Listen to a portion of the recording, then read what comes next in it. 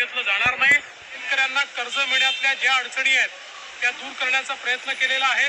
आणि मुख्यमंत्र्यांच्या नेतृत्वामध्ये 2 बैठका झाल्या।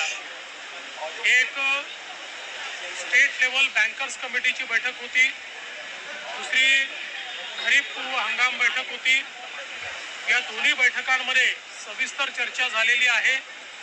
विशेषतः आज आम्ही रिझर्व्ह बँकेच्या प्रतिनिधींना, स्टेट बँकर्स कमिटीला हे सांगितलेलं आहे की प्रत्येक वेळी तुम्ही या बैठकीत सांगता की शेतकऱ्यांवर सिबिलची अट लागू करणार नाही आणि त्यांना सिबिलचं कारण देऊन त्या ठिकाणी तुम्ही कर्ज नाकारता हे खपवून घेतलं जाणार नाही।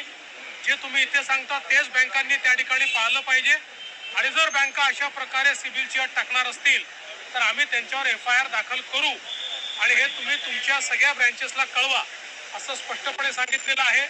शेतकऱ्यांना कर्ज मिळण्यातल्या ज्या अडचणी आहेत त्या दूर करण्याचा प्रयत्न केलेला आहे।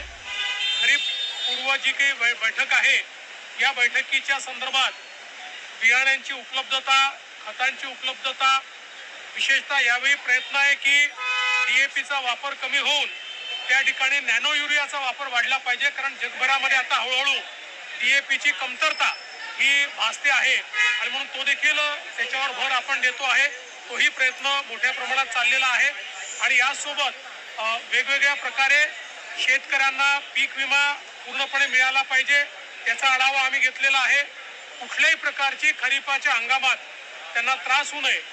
एक अजून महत्त्वाचा मुद्दा, लिंकेजच्या संदर्भात देखील आदेश दिलेले आहेत की लिंकेजच्या संदर्भात केवळ कृषी सेवा केंद्रावर नाही, ज्या कंपनीच्या प्रॉडक्टचं लिंकेज होत आहे त्या कंपनीवर देखील कारवाई करण्याचे आदेश आपण दिलेले आहेत। प्रकरणामध्ये आता विरोधक टीका करू लागले आणि राजीनाम्याची एकीकडे मागणी करतात, दुसरीकडे म्हणतायत की जे ड्रग्ज आहेत ते गुजरातहून येत आहेत नाशिक पुण्यामध्ये। असं आहे, त्यांनी काही केलं नाही, त्यांचे राज्य होतं, त्यांच्या राज्यामध्ये पोलीस विभागाचे कसे धिंदवडे निघाले आणि 100 कोटी रुपयाची वसुली कशी झाली हे आपण सगळ्यांनी बघितलेलं आहे। आमची पॉलिसी देशभरामध्ये 0 टॉलरन्सची आहे आणि आज केंद्र सरकारची मदत मिळते, सगळे राज्य सरकार एकत्रित काम करतायत म्हणून या ठिकाणी हे सगळं बाहेर येत आहे। त्यामुळे जे काही ड्रग्सच्या संदर्भातली परिस्थिती आहे त्याच्यावर राज्य सरकार इफेक्टिव्हली कारवाई करते आहे। अजून बरेच काळ ही कारवाई करत राहावी लागेल। आमचा 0 टॉलरन्स पॉलिसी आहे। जो कोणी याच्यामध्ये सापडेल, पोलीसवाला असेल त्याच्यावर कारवाई होईल, अजून कोणी हॉटेलवाला असेल त्याच्यावर कारवाई होईल। ही अतिशय कडक कारवाई चाललेली आहे, कारवाई तशीच सुरू राहणार आहे। त्यामुळे मला असं वाटतं विरोधकांनी याचं राजकारण करू नये आणि राजकारण करायचं असेल तर मग त्यांच्या 2.5 वर्षात काय घडलं ही प्रत्येक गोष्ट मला सांगावी लागेल। या ड्रग्सच्या संदर्भात त्यांच्या काळामध्ये काय काय होत होतं हे देखील मला सांगावं लागेल। पण माझ्याकरता हा प्रश्न कुठल्याही राजकारणाच्या पलीकडचा आहे, आमच्या पुढच्या पिढीचा प्रश्न आहे।